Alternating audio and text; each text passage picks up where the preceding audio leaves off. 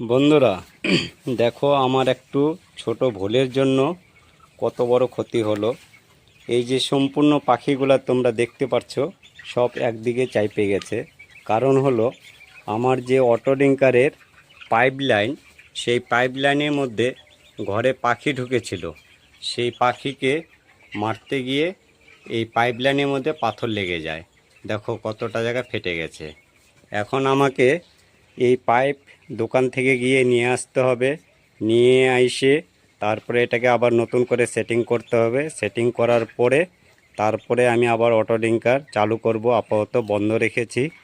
এই ছোট ভুলের জন্য আমাকে এখন কতটা কাজ করতে হবে।